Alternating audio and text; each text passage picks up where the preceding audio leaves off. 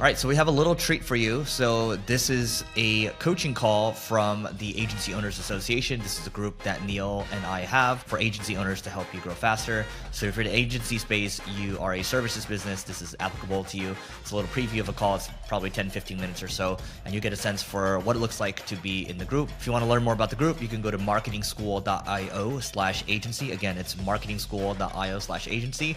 Hope you enjoy the episode. Question is, to David, what are you working on, or what's the challenge right now? Sure. I mean, I'm still doing, what we're doing for a while, right? Which is inbound calls from paid search. And after the summer, that's ramping up really nicely. Can't complain. I think what we've been trying and hitting our head on the wall for a while is just tracking and cracking YouTube as a channel. So how do we generate those calls from YouTube because the clients are already there and it's a matter of just selling them more. So I guess the question there for the group is how you would go about doing this, right? So it's a totally different channel, right? Like if you guys were doing SEO, you're now going to do paid search. Your skill set is not there. How would you go about doing it? Would you do it yourself? Would you hire somebody? Would you hire an agency?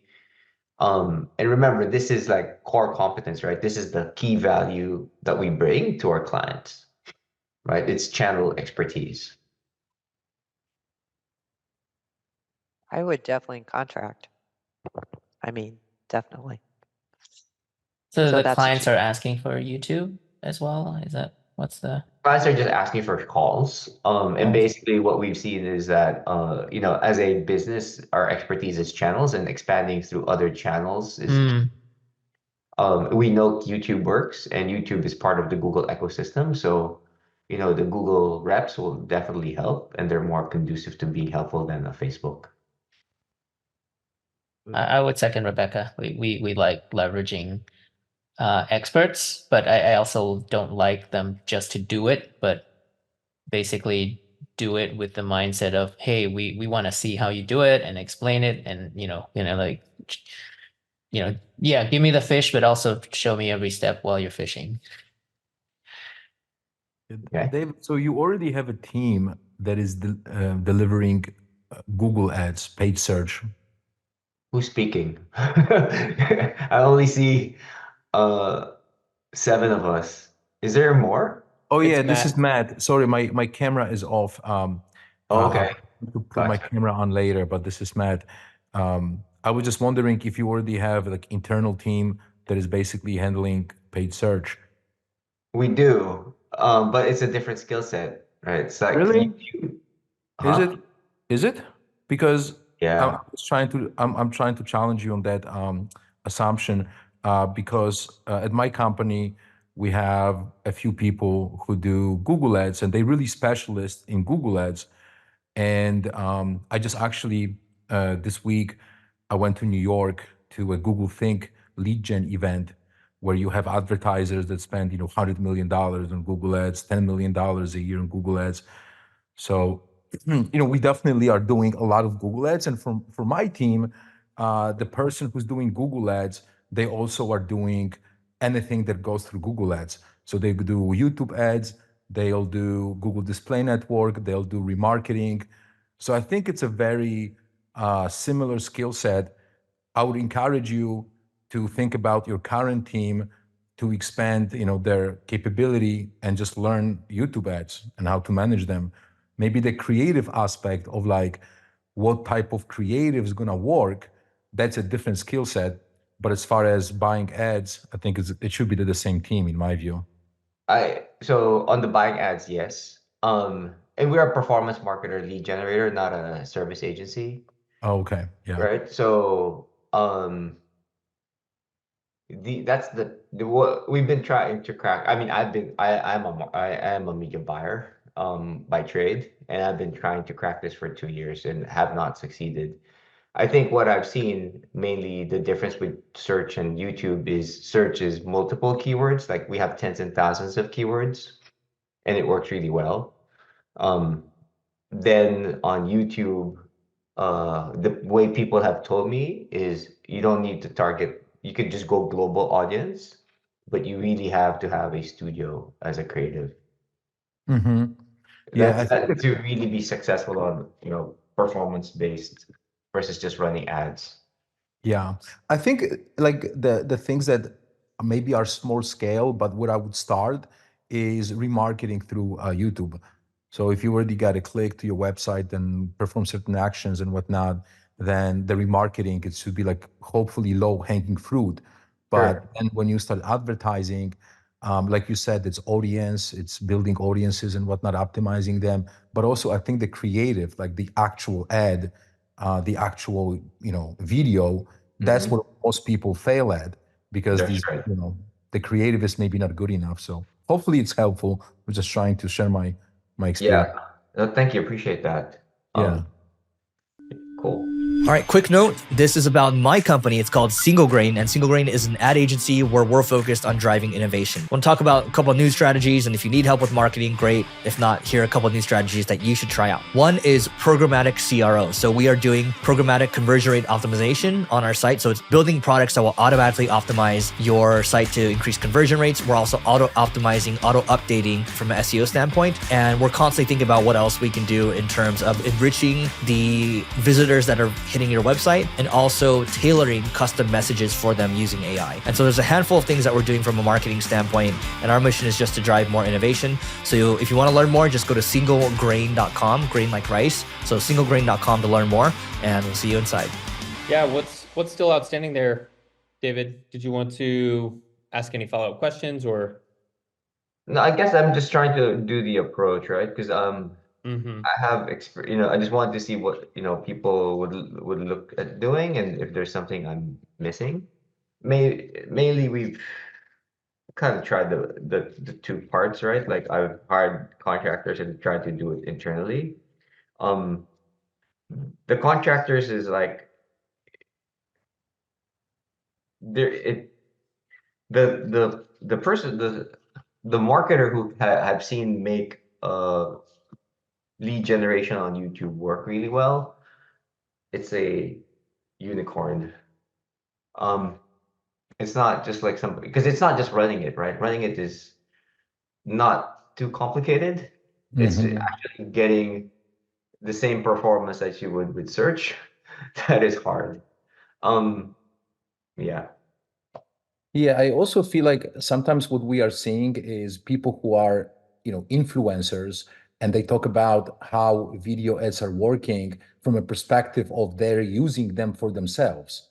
So they would create a video of like 30-minute video or a 15-minute video, or they would, I'm here in my garage with my Maseratis and whatnot. And, it works for the influencer. But if you have a client who's a roofing company, or you have a client who's a dental office, how to make it work for them for lead generation.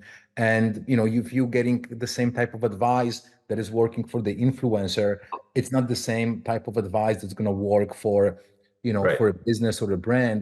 And I right. think, the way we use it is also more upper funnel. That is really, what really works for brand building, but for like a lead gen, for any business, it's not going to work perfectly for any business. So maybe you are struggling to crack the code. It just also depends on the type of businesses and industries you work with, if you would maybe consider that as well. Yeah, it's my frenemies who make it work. Hmm. So those and within the lead gen space is people share a lot. Okay. So these guys are basically shared the part, but can only share so much, right?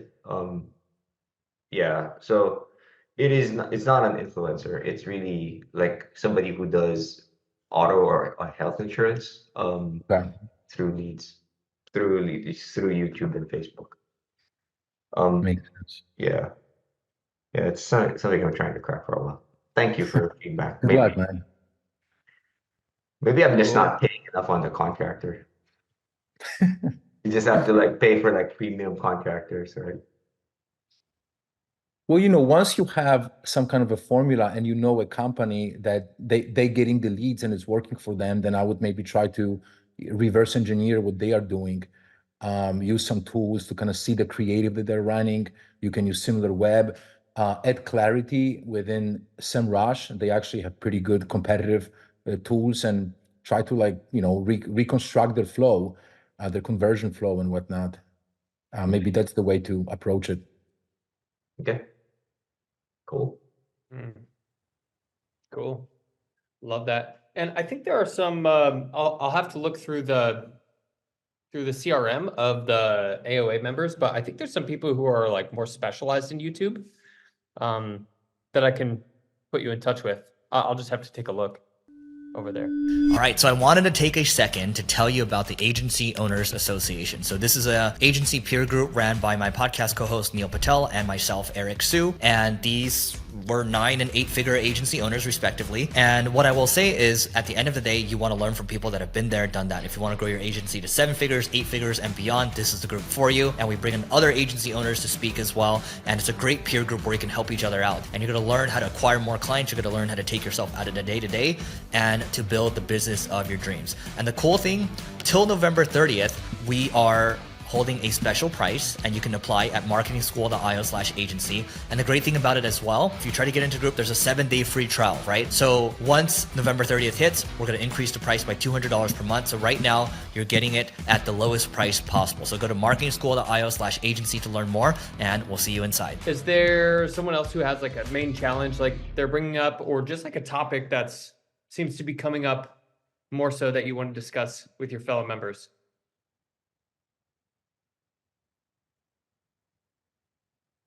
Gabriel was looking antsy there. No, I'm just kidding. Who was speaking? Matt? I was just asking, I saw the pack raise his hand, but my question, it's maybe just, I wanted to check the temperature of the room in terms of Q4. You know, it's the last quarter of the year. Usually it's busy. I kind of see that a lot of deals that I thought that were going to go through by now, a lot of things are on hold. And I'm talking about sales, business development, to see how, you know, if it's only me that I'm seeing sort of clients maybe waiting, at least here in the US with the election. But I just wanted to check the temperature, if you guys are closing, killing it, you know, or it's just a little bit slow right now. Slow for me. Slow. Yeah. It's typically slow. Yeah. Like compared to, for me, like at least when I look at last Q4, October usually is the month that September, October, November, when we tend to close a lot of deals. And I think, you know, I have the leads, but with the closing, it's a little bit challenging. So I feel like it's good to hear the feedback that it's, you know, I'm not alone. Anybody else? Who's killing it? I'm not killing it, but we're seeing an improvement. But we're weird because we were coming, we had a standstill. We were nearly at a standstill in February, March. And so we've put so many irons in the fire to create momentum again. So we're picking up. Deals do take a long time to close for sure. And I was kind of trying to glance at last Q4, but it's just night and day. Just was a different salesperson and all kinds of stuff. So I have no real comparison. So, but selling is possible. We're a different monster as well, because we're lead generator, so we don't charge for services. We basically sell leads and calls, and those are easier to sell because there's a metric to be put in. Then combined with auto insurance coming back up, so we're like 50% month to month.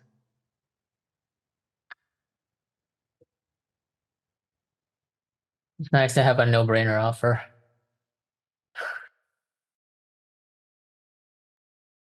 I'm also curious, based on what you were saying, Matt, like who is doing the main business development? Are you like the main closing? Like, is there anybody that's still like closing their own deals? Or do you pretty much have like a team, or what's that structure look like? You mean anyone? For me, I'm the closer. Yeah, I wanted to start with Matt and see what that looks like. For me, I'm the closer, but I see that this is not entirely scalable. You know, I've been speaking at 10, 20 events per year. And right now I'm getting support on the marketing side. But also, I actually, I'm working with Rebecca's team to onboard HubSpot for CRM, which is a great help because I had that issue on the last call, and then I connected with Rebecca. So, I think my goal is to develop a sales operation that is going to be more than just myself. But I'm definitely not there yet. It's just something that it's on my mind right now. So I'm not sure if anybody else. I know that Pac has like a scheduler, I think he was saying last time. But beyond that, I don't know if anybody here has a sales team per se. I feel also from conversations with other agency owners, if let's say you're selling to dental offices and that's your niche, or you're selling to I don't know, law firms or something like that, it's easier to put up a salesperson with a phone and CRM to hit these targets versus when you sell, like in our case, would be maybe a marketing director at a mid-sized company, a salesperson out of college with a script. They're not going to get their attention that easily, right? They want to talk to somebody who's already more of an expert. So I feel that this is a role at an agency where you work with, maybe, broader businesses and you're targeting marketing teams, when you have to have somebody with more experience who just would maybe support you in that. But I don't feel like it's that easy in my case. Maybe anybody has any feedback on that. I actually agree with Matt. I think, from within our sides, it's usually owner-led growth, right? And I have a sales rep, which we're training, and hopefully, can eventually become part of leadership. But everybody I know is basically, it's like the owner is hustling for the deal. So I don't know if there's what the model would look like if you start giving it as a sales team, and how that will affect your business. Yeah. And go ahead, Rebecca, I think you were talking. It wasn't, but I know plenty of large HubSpot agencies with sales team, and I'm sure Austin can speak to this very effectively. There comes a point where you definitely have a sales team, and I don't know exactly what the number is, but it's definitely done. It's definitely done. It definitely works, and I know those owners personally. I'm just no way am I there. Seen it go a couple ways.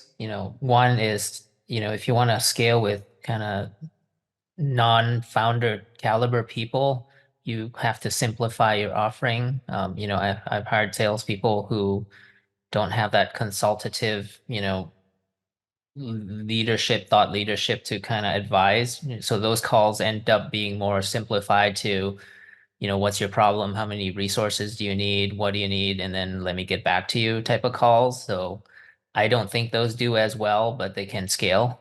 And then the other, I've worked with bigger, tech and development agencies, and how they scaled is, rather than founders, it's, executive directors who are just as senior, but they're just not the business owner, but they can, they're basically kind of like you, Matt, right?